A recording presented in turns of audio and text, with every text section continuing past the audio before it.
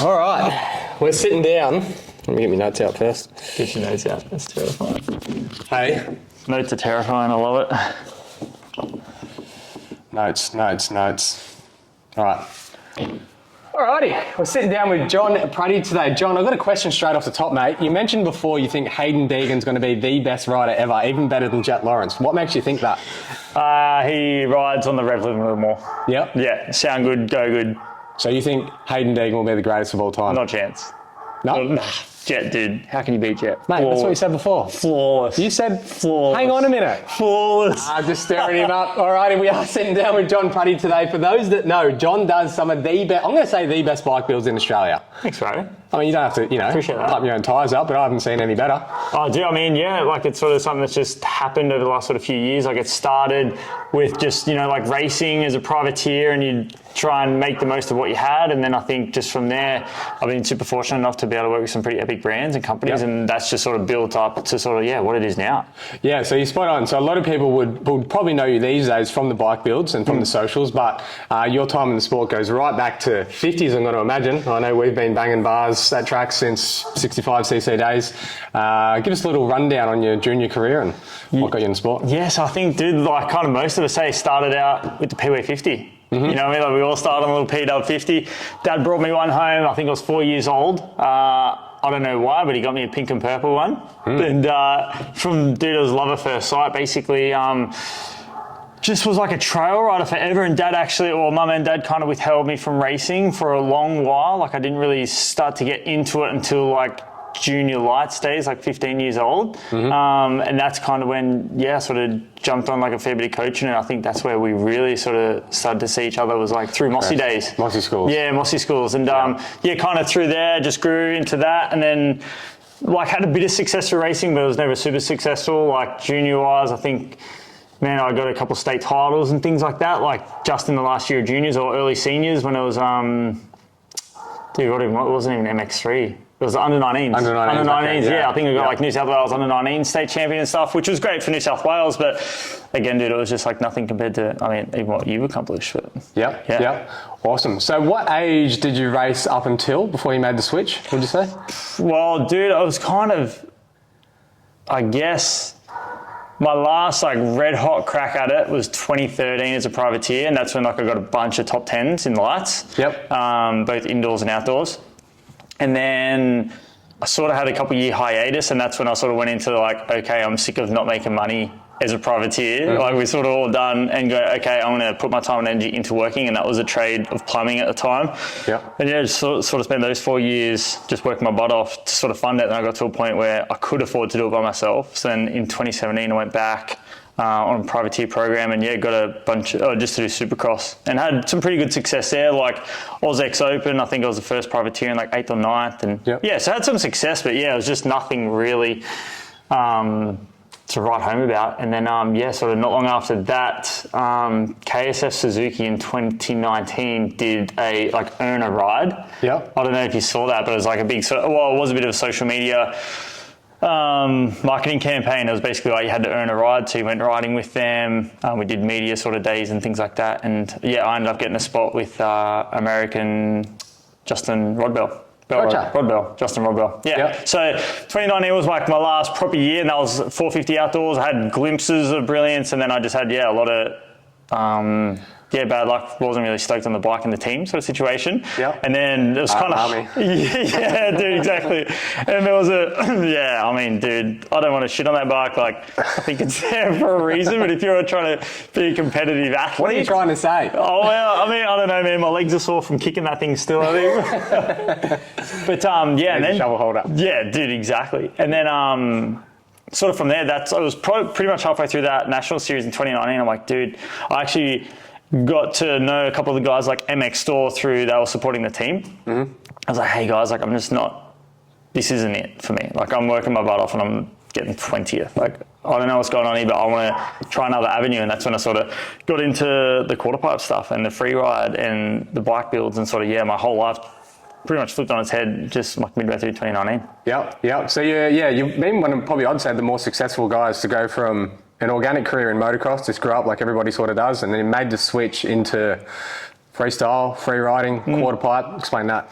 Yeah, so it was kind of like I just had an itch and I had a gut feeling, and I felt like I had skills to showcase, and they were never getting showcased through racing. So when I started to look at the quarter pipe stuff, and it was really green then, like only a few guys were kind of riding it, and from memory, Pratty was the only one in Australia with one of those ramps. So I hustled together to get one of a good friend of mine, Rummers, who's an engineer, and he rigged me up a ramp, so got the quarter built, and then things started to get real from then on. Like, once I got the quarter pipe built and had a look at it, I'm like, what am I doing? But it's kind of one of those things, you break it down, you start analysing it, you start small, you work your way up, and then from then on, I'm just like, for me, like I was enjoying myself so much more, I was putting so much time and energy into content creation and writing and having fun, and just from then, like, organically my following grew, my support grew, and then that's kind of what brought on the next part. I'm like, all right, I really want to ride X Games quarter. Like at that stage I was doing like 20 to 30 foot.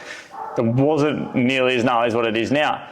Yeah. So for me, I was like, when I was riding at home, I was kind of like, you kind of minimum have to jump like 15 feet high just to turn around. Well, that was going to be my question. What happened the first time you jumped it? What do you do?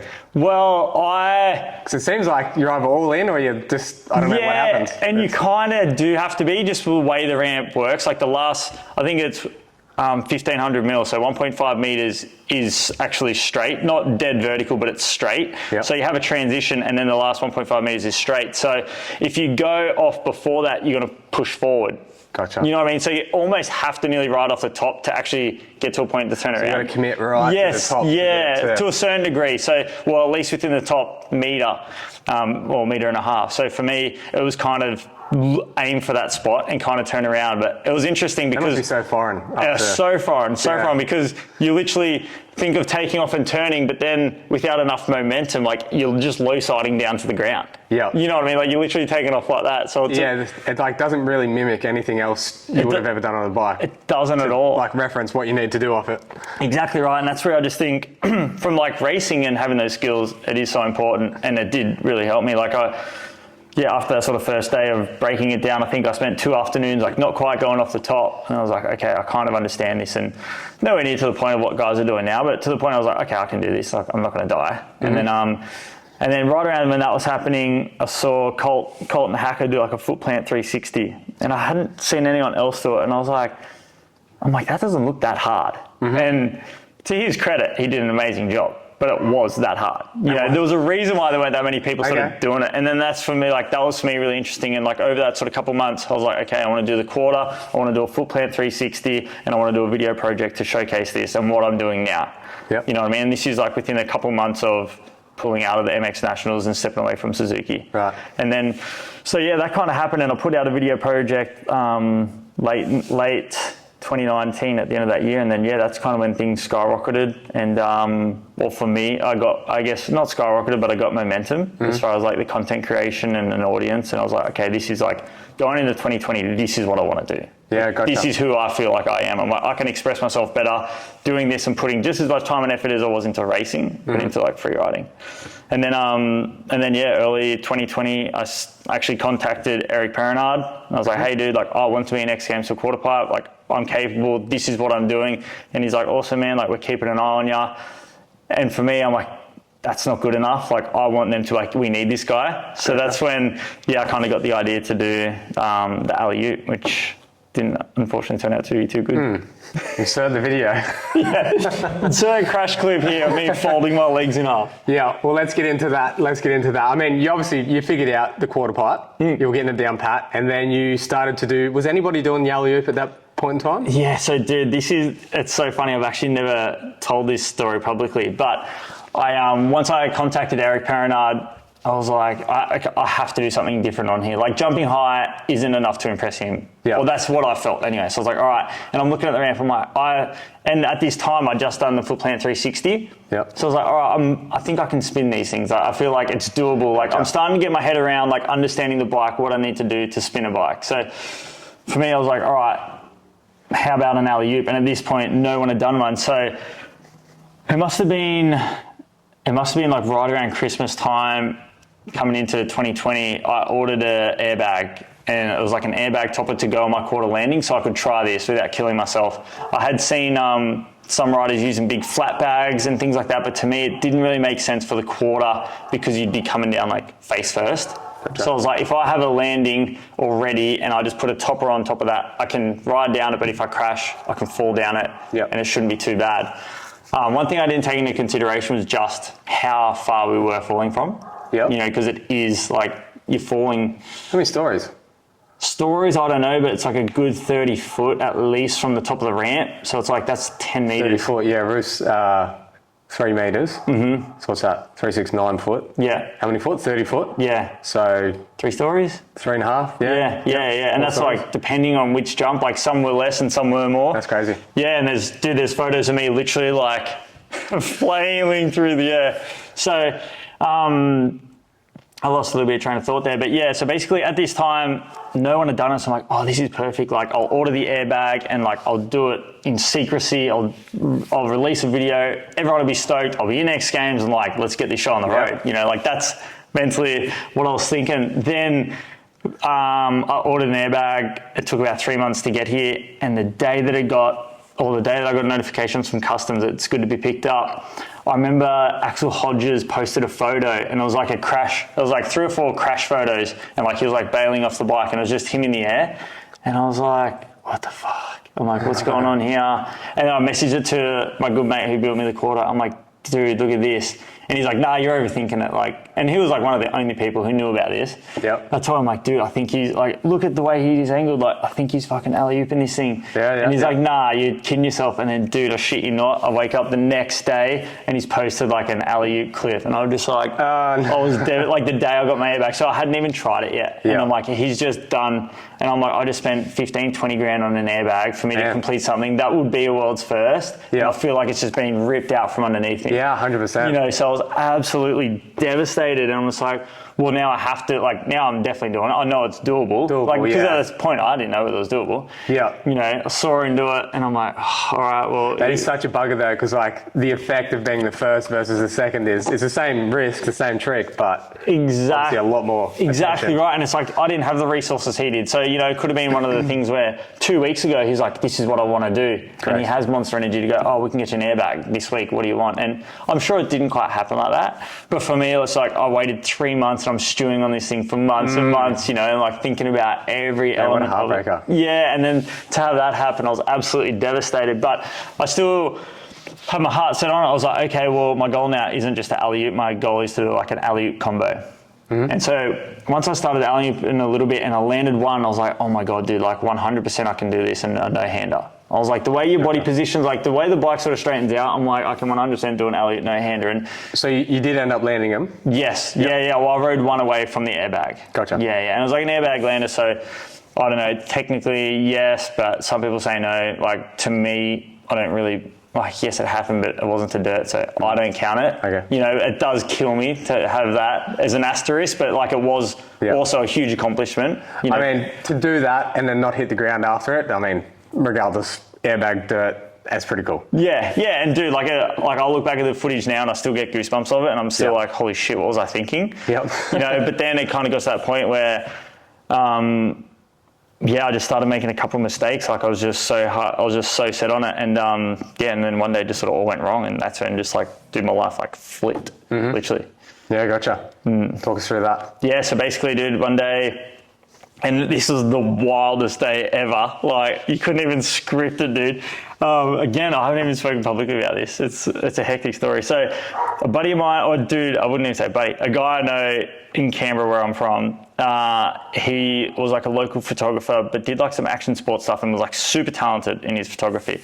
And he hit me up and he's like, dude, I'd love to do a sunset, like a sunset shoot out in some mountain range. It was a couple hours away, and it was just after we'd had a whole bunch of these fires. So like it was all like a burnt out forest.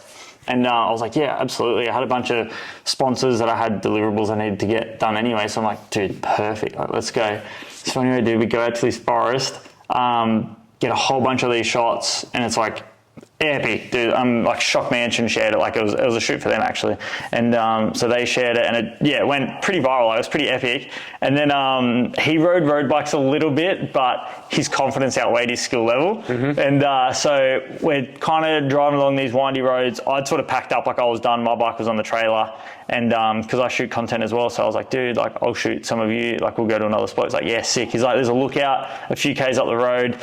And then I was like, yeah, sweet. So we take off in the ute with the bike on the back, and then he sort of comes around us, does a bit of a wheelie, and I'm like, oh, dude, like, you know when you can tell someone's not that skilled? Just like the way their body position is, you're like, oh, dude, like you're kind of doing this out of luck, not really out of talent. Yeah, ambition outweighs the talent. Yeah, 100%. So that happened, and he came around me, I'm like, oh, dude, and he pulled up not long after. I'm like, dude, like, be careful, hey. Like, these roads are windy, like, just shit can happen. And then, dude, next minute, he comes around the corner, overtakes us, and it's like a bit of a straightaway, pops up a wheelie, and I don't know what happened, but I think he grabbed like front brake when he was wheeling. So he lands, and it just gets death wobbles, and the road turns left, and no guardrail or nothing. He just goes dead straight and just goes off the road. And like, I'm with two of his buddies who are helping us shoot, and just watching a road bike go dead straight off like a 2 meter embankment, and you see a bike just and him flipping, and I'm like, oh, he's probably dead. Like this dude. How big was the drop? 2 meters, and he's probably doing 100 k's an hour. Like, you know, like a power wheelie on a road bike, it just takes off. Yeah. And he lands, and he's doing this, and just goes straight off the road. And I'm just like,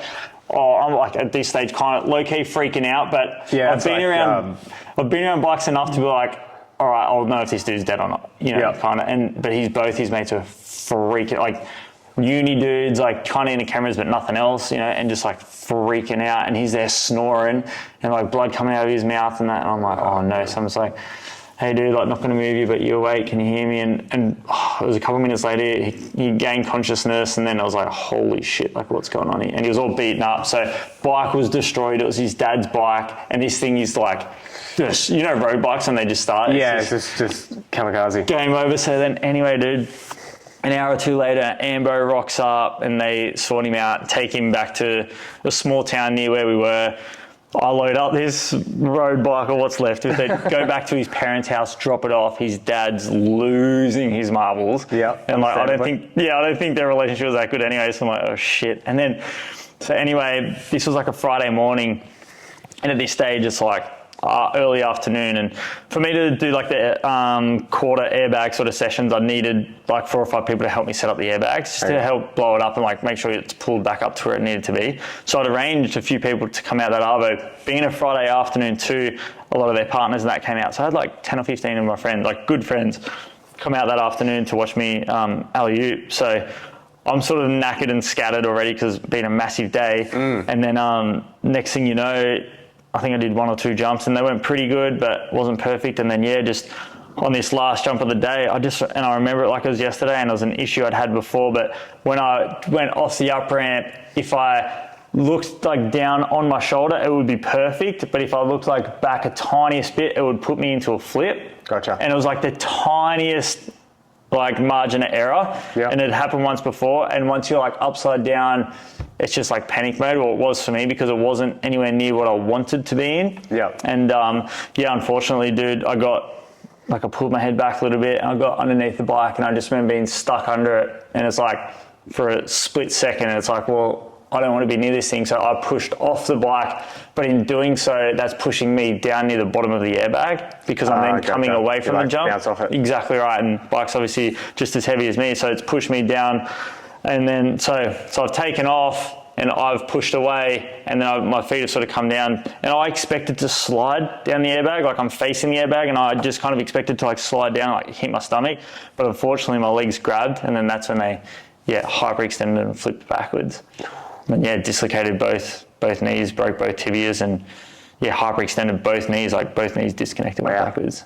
And that's on video? Yeah. Can you see it in the... Oh, yeah. Oh, you can see it. Yeah, it's disgusting. And like I've edited it. Like just thinking about that. Oh, and I've edited the video, and like I've posted on my socials, but I've never like physically like watched it. I'm like, where's my edit? I'm just like, I saw it in person, dude. I saw my boot logos in my face, you know, and it's just like, you can't even fathom the feeling, and like instantly I knew, I'm like, we got dramas here. It's not supposed to be there. Yeah. Man, so what was the damage in the end? Hyperextended both knees, broke tib fib. Yeah. And so 2 multi-ligament knee reconstructions in my left knee. I did every ligament. so yeah, both knees completely blown out. Yeah. Wow. Destroyed. Yeah. So it's wild because my right knee wasn't as bad as my left, and like my right knee now, I'm like, dude, it's perfect. Yeah, so okay. it's like, it's interesting when I hear other people who have had knee injuries, I'm like, dude, mine's like being pretty destroyed and feels great, you know. So I think it just comes back to like, you know, the work you put into it. But I'm also comparing it to a leg that's destroyed. So then, Because the other leg was also even worse. Yeah. So then my left leg, I damaged the peroneal nerve, and what that was is the nerve that runs down your shin to the top of your foot. So that's actually the tendon how you lift your foot. Right. So I was left with drop foot. So literally like paralyzed foot, can't lift my foot, can't lift my toes. And like, I'll tell you what, like that's just such a terrifying thing. Like I can only imagine people, you know, who lose, you know, whole lower limbs and things like that. You know what I mean? So for me, I didn't know what the go was there or whether that was even fixable. And it turns out there is a tendon transfer that you could do, or that we did do. And what that basically means is your peroneal nerve is the one that lifts you up, but there's a nerve to the inside of your foot that rotates your foot in. Gotcha. And what you can actually do is a surgery where they open you up and swap the tendon over. Wow, isn't that crazy? Yeah, so think of this, dude, you go on an operation, they literally swap a tendon over, and then you're in a moon boot for a few months, and they're like, all right, dude, like, get you out of a moon boot, and the doctor's like, all right, try and lift your foot. So I try and lift it. Like, I'm like thinking like, go lift, and like nothing happens. And he's like, all right, try and rotate your foot in. I'm like, all right, try and rotate it in, and it lifts up. Oh no. And you're just like, what the fuck is going on? Yeah. To go there. Well, it's because they swapped that tendon. So it's like, now I can feel the tendon, but it's in a different location. So I'm thinking of doing this, but they've moved it to here. So I'm telling my foot to turn in, but it's lifting up. Right, so your brain's connected to that movement. Yes. But that's now that movement. Yeah. Wow, did you readjust to that? Or? Yeah, so then that comes back to sort of the rehab stuff. And like he said, like everyone was like, oh, dude, you will figure it out. And like just... That's so crazy. It's like... insane. You just change a lever in your brain. Dude, literally. I didn't realise that was possible. Yeah, no, neither did I. That's so like, interesting. Yeah, right. 100%. And it's like, it completely changed my life. I'm like, now I can lift my foot up and, you know, I can now ride dirt bikes and that again. And that's something that I just don't see I would have been able to do if I had drop foot. But yeah, how did they figure that stuff out? Crazy. Hey. Just one day be like, let's look this one up. Yeah, like hopefully it works. Try a new corner. Yeah, hopefully it works. And then, but like there was a lot of rehab, like picture putting like a mirror in between your legs. So then I'm watching my right leg, my good leg, and I'm like, okay, I'm watching it. And they're like, but my brain is seeing 2 legs. So it's like basically you're tricking your brain into figuring it out. So was the rehab like how much mental, how much physical would you say? Oh, 50-50. Yeah, right. So it was more just about like reprogramming that feeling. 100%. And then now, dude, like I think about lifting my foot and it lifts. That's so funny. Yeah, it's crazy, hey? That's interesting. Yeah, it's wild. Yeah, so I mean like the surgeons did an amazing job, and for me to make the comeback that I was able to do was just like, yeah, they didn't really expect any of that or half of that. You know, it's just a credit to the doctors, and dude, I dotted every I and crossed every T. You know, because at the end of the day, like the harder I worked, the better I was going to recover. So I get to reap the rewards. But you know, like laying there in hospital, man, they were checking me every hour on the hour because there was minimal blood flow going to my foot. So like like my surgeon, who's now a really good friend of mine, he's like, dude, he's like, I was 100% sure you were losing your leg. Like 100%. And it's like when he didn't tell me that until a year later. Yeah. And he's like, dude, I like left and started crying. I'm like, holy shit, like that's how real it was. That's when you know it's bad, because usually doctors are pretty confident giving you worst case scenario, because like probably not going to happen. I guess. 100%. Wow. Yeah, and it was just like a credit to him, and like this is through COVID, so I couldn't have anyone come visit me. So it's like, yeah, man, and it ended up being a freak thing. Like I was allergic to a blood thinner. So then like I'm having all these issues. Like I had a resting heart rate of 140 beats per minute for like a week. For a week? For a week, dude. Yeah, and it was just like literally it was poisoning. Like they were literally poisoning me, and just no one realized. So they're pumping me like 4 blood transfusions. They're trying to fix it. They're like, what's going on? I mean, that's a pretty good indicator. Yeah, I know. Like, something's wrong. Yeah, no, like it was at the point where like I felt like I was having a heart attack, and like they were calling like code blues, and like code blues, like doctors are everywhere going over everything, and it was just like it was a really scary, gnarly. And that's during COVID. Yeah, I'm trying to like to be in that scenario. Both legs, changing nerves. Now you're having heart issues. COVID. That's grim. Yeah, dude, they threw me the works, that's for sure. But you know, it's just like everything happens for a reason. And then not long after, met the my knee surgeon. Like, dude, I had so many issues in hospital, and like, I don't even want to shit on the hospital because like they can only do what they can with the resources that they have. But yeah, I basically had to like escape from the hospital and go see a private surgeon, and he got me in within a couple of days. He did the first knee surgery, and in the surgery is when his anaesthetist realized that I had a reaction to the heparin. And so I came out of surgery like a brand new person because they got me off it straight away. And that was what was doing the heart rate increase. Yeah. So you were in public hospital, got out, got the surgery, they figured it out. Yeah, and then I literally woke up from the knee surgery and I was like, oh my God, like I feel normal. How long would you have lasted on the heparin? They reckon like a day or two more and it would have killed me. Man. Yeah, like my body was fully shutting down. That's not a fork in the road. Yeah, exactly right. And it's crazy. And it's like one of those things, man, like I remember laying in hospital, I'm telling the doctors, I'm like, something's wrong. Yeah. Like I understand I'm injured. I understand like I've really hurt myself and this isn't good. Like down here, no pain. Yeah, like that's not good, but I'm like, something's wrong. Like I'm telling you, I know my body, something's wrong. And dude, it ended up being that it was because the moment they got me off the heparin, dude, brand new. What is heparin? What's that do? Heparin's just a blood thinner, and they needed the blood thinner to thin out my blood so it could get through to my foot. Gotcha. So it was like, I kind of needed it. There are was other that ways. just like rare that you had a reaction to it? Yeah, super rare. Gotcha. Super rare. Yeah, so it's called a hit reaction. And yeah, it was just, quite violent, but it was just one of those times. Man, what a roller coaster. What an absolute roller coaster. But then from that moment of having that operation, the first knee operation, it was roses, basically. Yep. You know, like 3 operations later and about a year and a half off the bike and rock and roll. I don't know about you, but hearing stories like that, it makes you so grateful to be in good health, like currently, because I'm just trying to put myself in those shoes and I'm thinking, man, the light's probably pretty far away in that tunnel. Yeah, exactly. Being in that position. And I fully understood it, and I played with fire and I was so aware that I was playing with fire, but it's like, but for it to turn south and then just like the accumulation of how south it went, I'm like, God, give me a break. But dude, I'm so fortunate. I think I'm a huge believer in like that accident happened for me, not to me. And like through that, I was able to inspire other people in their recoveries, and I was able to help other people who are struggling with similar injuries or even injuries that aren't nearly as bad, and that it could put them into perspective. And, so for that, like I am super grateful it did happen. So a year and a half on, full recovery. No more quarter pipe? No more quarter pipe. Yeah, I'm done. Like it sat in the yard for about 2 years after that, and like I couldn't justify it. You know, like part of me is like, oh, it'd be amazing and be the comeback story to go and conquer that alley-oop and tick it off. But it's like where my body is now. It's like if I have an injury even half as bad as that, it's like I'll never walk again.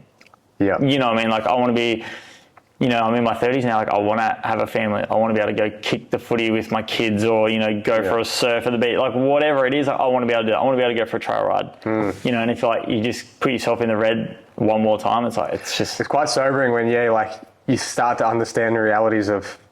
Like sometimes it's easier, I guess, more as a motocross rider to just have the courage and go and do it. It makes sense to have a crack, but when you do actually sit down and put it in perspective, it's like, man, I don't know. Yeah, 100%. Yeah, especially laying in there in a hospital, it terrified me because I didn't know, with how severe that injury was. I'm like, I had no idea whether I was going to walk or run or ride. You know what I mean? So it's like you're laying in there. I'm like, dude, did I just wreck my whole life for that? And it's like, is that worth it? And at the end of the day, I'm back riding and I love it more than ever. But it's like now I do definitely think about that. And it's like, I don't know whether that's getting older and wiser or from having that big injury, but regardless now, I definitely think about those risks before just taking them. I think that's as you get older, you'll still take the risk. You'll just think about it a bit more before you potentially do it. When you're dumb, you don't even think about the 100% the potential downside. 100%. And then even things like we sort of briefly spoke about earlier today, it's like because my foot and ankle is so damaged, I can't feel it. So with the drop foot, I was left with no feeling on the top of my foot, and I can't lift my toes. So I still can't lift my toes. And I mean, if that's the worst thing, I'm not too worried. You can't even really tell. Unless I'm walking bare feet, you see some toes hanging, you're like, what's going on? But apart from that, putting on a moto boot's pretty hard. But one thing I do struggle with is changing gears because I can't feel the shifter on the top of my boot. I can feel something, but not much. So that's where, even recently with the Star coming out, I'm such a huge fan and advocate for that brand and that product because I can now ride more so to my potential and enjoy it because I'm not kind of half-ass shifting and missing gears and then making potential mistakes that I don't feel like I should be, if that makes sense. So yeah, 100%. So fast forwarding from there, you're still riding now, a bit of free ride, not as much risk. Yep. Yeah. So then basically from like doing that alley-oop and getting a bit of exposure, I then started to spend a little bit more time in California and met some amazing people over there, like Twitch and Vicky and Berriman and Patrick and all that, and got to ride, Big Hill Jam, like Beaumont Hills, like places for me that I've seen, like the Crusty Demons and that ride. And for me, like I want to go out to the hills, I want to dig, I want to ride, like that's the stuff I love. Like, I want to go hit a third gear hit and try and turn this thing inside out. And for me, that's just what I love. And I've just sort of been able to build that up through networking and just sort of through riding and then just meeting people. And just so fortunate enough to have like a great community of friends in both California or America and here in Australia. And dude, it's just like, so now it's just about video projects, it's about free riding, and for me it's just about being an advocate for two wheels and showcasing like how epic dirt bikes are. I think like similar to what you sort of do, like you're just an advocate for riding, and that's what I consider myself as. Like I get so much from riding, and like when I wasn't riding from being injured and since then being injured again, like you kind of have a break and you're like, God, I miss this. And like, God, I love it. And like, I reckon this sport has given so much to me. And like you hear about the throttle therapy. Yeah. And I'm a massive believer in that. It's like, dude, because motor riding is so hard, you have to be just focused on this. Correct. So it's almost like going and doing a meditation. For some people. I was going to say, it's like the adrenaline junkies meditation. 100%. It's pretty hard to get a motocross rider to do meditation. You can just ride your bike and you get the same like mental therapy effects of it, I guess you could say. Yeah, exactly right. And that's what I love about it. And that's why I'm such an advocate for it. Because I'm like, dude, there is this sport has taken so much from me, but it's also given me tenfold. And, there are people out there that I think can gain from that. And that's why I just want everyone to ride a bike, or at least experience it once. Yeah, 100%. I totally back that. I think once you ride once, like that, the feeling it gives you, it's an adrenaline rush, a dopamine rush. It's pretty hard to not ever go and want to do it again. It's just getting more people to do that. And they usually, I'm sure there's a statistic out there somewhere, like if you ride a bike more than 5 times, you're probably hooked for life, I would assume. I totally agree with that, 100%. We'll segue from there into your bike builds. That's probably what you're probably most known for these days. Tell us about those. And I've got a bit of a personal question. How do you make things look so good? Because as somebody that's like the least creative person on planet Earth, I get on Canva and I've got the big block letters, everything doesn't match, the colors are all wrong. I look at your stuff and I think, how does he do it? What do you see when you start out? Is it in your mind there already? Is it just you have preferences that way, or how do you start with a blank canvas to? It's so funny, and it's such a good question, and I don't even really have an answer. I just I don't know. I'll look at a bike and I'll be like, these are colors that I like at the moment, and I think it could work, but I'm just really fortunate enough to be partnered with a bunch of good brands who have amazing products. And I think that just really helps me to go, hey guys, if I talk to Rival Link, I'm like, hey, I'm thinking about doing this kind of a kit. Do you think that can work with these wheels? And I guess I lever off people and their opinions, but it's so often, no, I don't really have a plan. I kind of just go off, and my biggest thing is I'll never make up my mind until I've framed the thing. So Gotcha. Whenever I start doing a bike build, I'll talk about, I don't really know exactly, I'll have an idea, but when I frame it and you spend a few hours, it sounds ridiculous, but it's almost not intimate, but it's I'm just there, I'm just focused on that, and I'm just thinking the whole time as I'm pulling it apart, I'm like, oh, this could look cool if I do that, and based on the shape of that frame with this component there, I think that could work really well and not clash. Right. And I don't know, I kind of try to work off color palettes and not just bolt on everything. Yeah. And I think I've learned over time, I've had those bikes where it's just blinged out, and I look back now, I'm like, Jesus Christ, what are you thinking about? I think it's anything, it's trends as well, they just evolve. And dude, I don't really have a straight answer, but I feel I never really fully plan it until I get down to a frame. And I'm like, okay, this is what I want to do with the frame, and then I just work my way out. So it's more of an art than a methodical thing where you sit down on Photoshop and swap this in and out, and it just happens. For sure. And don't get me wrong, I'd love to do that. I would love to sit down on Photoshop on that, but I try and do it and I'm like, it just doesn't work. Or it won't look good enough. I'm like, but in my head it makes sense. So I'm like, I'm just going to run with what I got up here because I can't make it there. Yep. But then fortunately enough, 9 times out of 10, with the build we're playing with today, I'm really proud of how it's come out, and it's rare that I do a build that I'll look at it's not it. It's not what I was after. Yeah. And I think that comes from just taking my time. It's never rushed. These things, dude, some of them take 4 or 5 months. Yeah, right. And it's a long time. It's if you have a brand new bike and it takes 4 or 5 months, the thing's nearly worth nothing as far as like resale value by the end of that, because you're like, oh dude, it's got an hour on it, but now it's the 26 is coming out, or the 27 is coming out, and it's like, but yeah, I'll just try and, I guess, take my time and don't make up your mind until you got that thing framed. Is there anything you haven't been able to do to a bike that you want to do one day as far as custom builds? Like a certain part or component or color? Or... There have been heaps, dude. There are heaps. There's a lot of little things I want to do. Like, I feel like the mountain bike industry do some really cool things with like electronics as far as like shifters and things like that. Gotcha. And like, I'd like to look into things like that. Like, I'm like, why do we have so many cables and stuff? Like, why can't we route these differently? And like, there are like mountain bikers route their cables internally. So I'm just like, oh, can we do that? And there are definitely things that I've been like thinking about and wanting to do. Yep. And I'm just sort of waiting for the technology to catch up. And I think it's something that I need to invest more time and energy into, because that's what I really want to lean into. It's like, well, where can we push these bikes to? Like, how can we make these better? You know, it's a good point. Yeah, if you buy an expensive road cycle, everything's electronic and inner routed. They don't look like there's anything there. Yeah, it's way neater. 100%. So it's like, well, we have hydraulic clutches now, so why can't those hydraulics go through the handlebars, or you know, like maybe not through the handlebars, but surely there's another way. Why can't we mount that housing behind the front number plate so it's just a lever, or you know what I mean? I feel like there are ways to go about it, and then obviously you have durability and things like that. But for most of my builds, you know, they're built for a certain thing. Like, I'm building a 20-year-old dirt bike at the moment, you know what I mean? That's and its function is to get me up to a desert and back, you know what I mean, as comfortable as possible. You know what I mean? So, have fun with that. Exactly. So I think Stark do a really good job of the whole simplifying process. Like, you can kind of tell they've sat there and vividly thought, how do we remove and make this thing not as lightweight, but as less complicated as possible. There's not a whole heap to them really when you look at them. No, and like at first I was... Like, there's no frame on them. There's basically like built in the batteries to the battery. I found that crazy. Yeah. There's a few other things. The foot pegs are crazy. Just all the componentry on it, they are actually like a really high quality build with a lot of thought. Like, they're not a conventional bike at all. Yeah, that's what I love about it. And I remember the first time I got hold of one, I was like, holy, like, what am I doing? Like, I'm doing a build, I'm like, I don't even know where to pull this apart, and like made a bunch of mistakes, and like probably took me 5 times longer than what it should to frame a bike, and eventually got it sorted. But then can you frame it? Well, yeah, you can. Well, I have, Like, what's left? Because like it doesn't. For those that don't know, like, it doesn't have a chassis rail. No. So the frame is basically the part. It's basically like a C shape that goes over the top like that. Yeah. And then like the battery mounts underneath that, and then the foot peg mounts go underneath the battery. So in terms of rigidity, like, does the battery form part of the frame, or it just sits there and hangs? Yeah, no, it is part of the frame, Okay. So I think that's why people do find that it is a stiffer chassis, for those who worry about that. Because that's a magnesium casing, isn't it? I'm not too sure. The battery, I think? Yeah, I'm not too sure. Yeah, gotcha.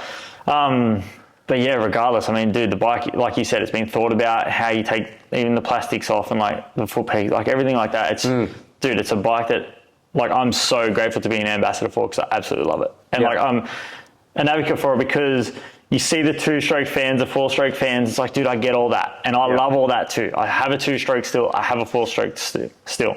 Relax. But being able to ride where no one can hear you, possibly near suburbia, and having tracks where we can open like every single day of the week because no one's complaining about noise. It's like that for me. I'm like, dude, how is this not ticking more boxes? Like, how does everyone know? If you still want to race the MX Nationals or AMA and you need your 450 or your 250, or you want to race the 125 class, go for it. But what about like Monday to Friday when you can sneak out in the Arvo, you only have 5 acres and you can go punch out motos? Like that for me, I'm like, dude, these things are sick.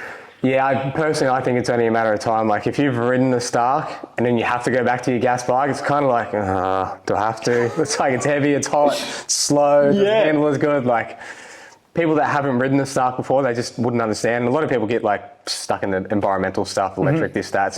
It couldn't be any further from what that bike's positives and strengths are. It's more in the performance and the way it rides. So totally agree with that. Yeah, 100%. And even like goes back to like when we sort of met, it's like about doing skills and drills and like how important that is as far as riding. And it's like, dude, our bikes are getting so hot. Your clutches are like getting smoked, like you're getting cooked because the bike's hot. And it's like, man, you can go spend half an hour to an hour doing drills. The battery's going to last ages doing that. Nothing's getting hot. You're not doing air filters. Dad doesn't have to swap the clutch. So dad's stoked, you're stoked, you know what I mean? You're not pissing off the neighbors. And it's like, so for me, man, like I even enjoy playing around on it now, just doing like stoppies and wheelies and stuff, because I don't feel guilty.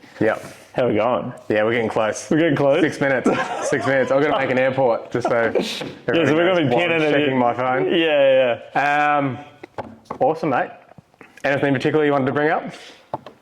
Nah, dude, I just want to say that like I'm a big fan of everything you've been doing and providing people with opportunities to win these bikes, and what you're doing for the clubs by, funding them the way you are through the raffle or through the giveaways. It's just, it's epic to see, and I'm a huge fan of that, and I'm a massive advocate for the sport. I think you are too, and it's just, it's awesome to see. Thanks, mate. I appreciate that. And yeah, I totally agree with what you said before. I think you've got to have something you look forward to in your life, whatever it is. If you can make that your job, I mean, that's the dream of everyone, to find something that you love and you can live off of it.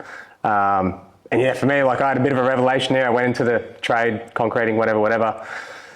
Did well, but realised that wasn't it. Had a crack at the bikes again, as far as not racing them this time, but business, and it's worked out well. So yeah, I'm grateful for all of that. I've got a few rapid fire questions for you. Hear me. These are the TikTok ones. Yeah. All right. Why did Peter Stevens go broke? They haven't gone broke. They've entered voluntary liquidation, but I don't know. I don't know. I think you can get into politics and go, interest rates are high, people are struggling. We've just had a bunch going on with politics and things like that. I think a lot of it has to do with that. I don't know, but it's really sad to see. Mm-hmm. Yep, totally agree. Who do you think is better for the sport, Hayden Deegan or Jet Lawrence? I'm just casting a line out here. Oh, man. My heart wants to say Jet because I love Jet and I think he's an amazing athlete, and I think what he does behind the scenes is amazing. But I think Deegan offers that underdog, gritty, I don't care, and I think people love that, and I think that gets views. So I think they both are amazing for the sport in different ways. Yep. I'd agree with that. I think Jet's fantastic in the sport. I think Deegan will be fantastic outside of it. Yep. And that will bring more people in. I think they both will. Yeah. Sure. Jet at the Met Gala, that was kind of interesting to think, motocrosser with famous rappers and movie stars, and it was sort of, I don't know, I'm not a huge fan of the whole fashion thing, whatever. I totally get it. But then when I seen the Met Gala thing, I'm like, man, that makes, that's another level that we've 100%. never hit, a celebrity motocross racer. We haven't really Had that. James Stewart had a crack. Bubs well didn't quite work out. Yeah. He was a bit too awkward in a way. You know what I mean? Yeah, I don't think James had personality for it. He went missing for 5 years after it, so I don't think he wanted the spotlight. Yeah. Maybe, I don't know. Yeah. Jet certainly got a cool personality. Deegan would be awesome. Yes. For that. Yeah, 100%. Yeah. Who do you think was better in the past, Brian Deegan or Travis Pastrana? In regards to what?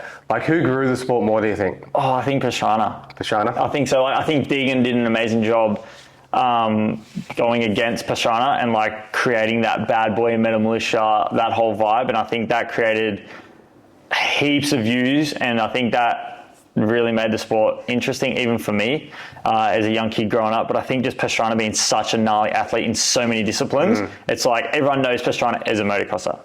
Even as a rally driver, everyone knows where he came from, I think. Yeah. And I think that's why our sport, has grown so much, and action sports in general, because of that guy. Well, I think, actually, I take back my comment before. He probably is the only rider that ever has gone outside of the sport and been really known. The average person, if you ask them who Chase Sexton is, they're not going to know. Yeah, 100%. But you ask them Travis Pastrana, that's the guy that jumped out of the plane with the Red Bull kit. Yeah. He was on the late night show or whatever it was, jumped into the bay. He's actually transcended those barriers. 100%. Jet's certainly got that potential. I think Deegan's already doing it. Yeah. Maybe to a degree. No, I completely agree. And it's an exciting time for the sport, because we do have these personas, and people are starting to vlog more, so you are starting to get to know them more. And I think it's an awesome time to be a fan of the sport. This year, there's been a lot of drama. I think, the potential is if you look at it on just a visual eye test, the sport of motocross is so much more exciting than any other sport. 100%. I don't know if there's any footy fans out there, but you watch footy on the TV, they're kicking the ball, it's not... I don't get it, You don't scroll TikTok and just see sick footy reels, Yeah, well, I definitely don't. Doesn't come up in my algorithm. I don't think they exist, to be honest. That was an awesome handball or something. Yeah. Whereas motocross is it's so visually stimulating and exciting. It's just, maybe it's not out there enough, or it's never quite got in those mainstream areas. It's probably got a little bit of a bit of a black spot on it from, I don't know, 1% of gangs and that sort of biking 100%. culture. You can see that's sort of seen as like, you know, the outlaws of society maybe a little bit, which isn't fair at all because it's certainly far and beyond the professional sport. Yeah. No, I completely agree. Yeah, and it's just like you get those kids and that on the streets, which don't paint a great picture. Yeah, they don't paint a good picture for us because, like, dude, I'm an advocate for this sport, and like I love dirt bikes, but I see that I'm like, what are you doing, dude? You're making me look bad. It's kind of crazy. Like, yeah, you go pop a wheelie down the main street of Gold Coast, you're going to get more exposure than, you know, Jed Beaton winning a pro. Yeah, I know. Like, oh, yeah, I know. Go over there, watch them, not them. Yeah. But I mean, they're bikes, so. Yeah. That craze has taken off. The Surons, the Starks, like. Yeah, it's an interesting I look forward to, like, fast forwarding 5 years and seeing. I don't know if they'll all convert over, but, man, you cannot buy a Suron. Like, they're just sold out nationwide, always, constantly. Do they end up at motorbike tracks one day? I'm not sure. And hopefully. Certainly better than, and like hopefully, like, dude, I want to grow this just as much as you do, and I think we can. 100%. Well, final question, mate. It's a hard one. How many genders are there? 2. Yeah. All righty, guys, I've got to wrap it up there. I've got to get to the airport. Thanks, mate. I appreciate it. Thank you. And, well, we better plug the giveaway, I guess. Yeah. Yep, we'll chuck this up before then, so. 100%, guys. We are doing epic custom one-off built Beta RX 450. I built this thing. I've stripped it from the ground up, and it is one hell of a bike, and one of you lucky winners gets to take it home. Let's go. mwmx.com.au and Sunday the 8th of June. Yes. We think. Pretty positive. Jump on MWMX, you'll see it there. Oh, that was it. Cut out. Which one was that? I don't know.